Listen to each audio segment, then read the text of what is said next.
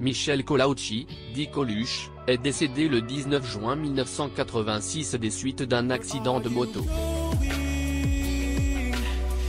Un camion a percuté l'humoriste et il a rendu l'âme sur le coup. Interrogé le jour même par les journalistes, le chauffeur du véhicule a donné sa version des faits. Beaucoup de rumeurs entourent le décès de Coluche, l'humoriste tant aimé par les Français.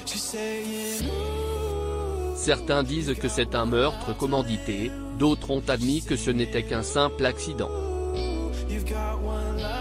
Quoi qu'il en soit, celui qui a tiré sa révérence à seulement 41 ans, a été heurté par un camion. Jamais le drame n'a été oublié, et c'est le cas pour le chauffeur du camion en question. Interrogé par les journalistes, celui-ci a fait savoir que le comédien roulait à très grande vitesse sur sa moto. L'humoriste Coluche.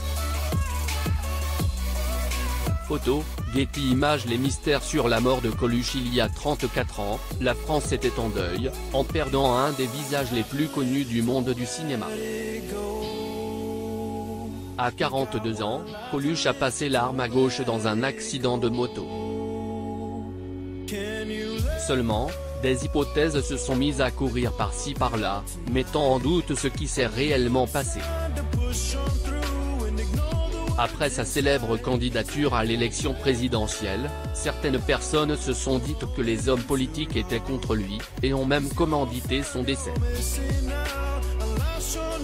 Coluche, acteur et humoriste français. Photo, Getty Images. Afin de tirer les choses au clair, le fils de Coluche, Marius Collaucci, a avoué « Les gens ne peuvent pas admettre qu'un type aussi extraordinaire, que mon père, puisse avoir une mort banale et donc le fantasme prend le pas sur la raison et ils se mettent à penser tout et n'importe quoi ». Le témoignage d'Albert Ardisson, le chauffeur de ce fait, la famille de Coluche a accepté que celui-ci soit décédé dans un tragique accident, dans le sud de la France. Il a quitté Cannes dans l'après-midi et se trouvait dans la commune d'Opio, près de Grasse.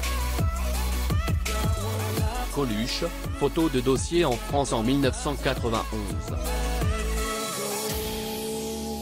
Photo, Getty Images. Lors du drame, l'humoriste roulait à 60 km/h sur une route limitée à 90 km/h et a percuté un camion chargé de gravats. Coluche ne portait pas de casque, sa tête a donc subi un choc violent, ce qui a provoqué sa mort. Le jour même de l'accident, le chauffeur du camion a été interrogé et il a rapporté sa version des faits. Albert Ardisson, âgé de 75 ans à l'époque, a témoigné que Coluche conduisait à vive allure à ce moment. « Je ne l'ai pas vu, il a débouché.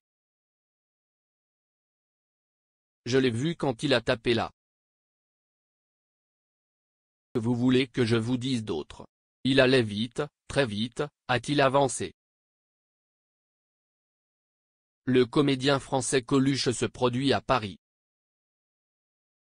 Photo, Getty Images. Le chauffeur du camion a été hanté par le drame, à tel point qu'il disait être le père de Thierry Ardisson afin d'éviter le sujet. Geneviève Delpech a prédit le décès de l'humoriste. L'accident de Coluche a bel et bien eu lieu, après la prédiction de Geneviève Delpech, l'épouse de Michel Delpech. En effet, 15 jours avant, celle qui a un don de voyance a su que l'humoriste va se tuer en changeant sa moto.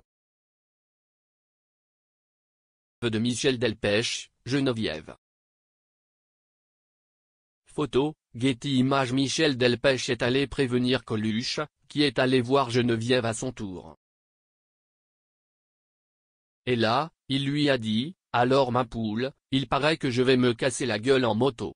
Celui qui a joué aux côtés de Louis de Funès dans L'aile ou la cuisse ne croyait pas un seul mot de Geneviève Delpech, et malheureusement, le drame s'est déroulé, quelques jours plus tard. Portrait de Geneviève Delpech, l'épouse du chanteur français Michel Delpech, à l'occasion de la 34e foire du livre. Photo, Getty Images. Jean-Luc Reichmann lui a rendu hommage le 28 octobre 2020, Coluche aurait pu avoir 76 ans. De nombreuses personnes se sont souvenues de cette fameuse date, à l'instar de Jean-Luc Reichmann qui lui a rendu hommage via les réseaux sociaux. Il a été nostalgique et a révélé que l'humoriste lui manque.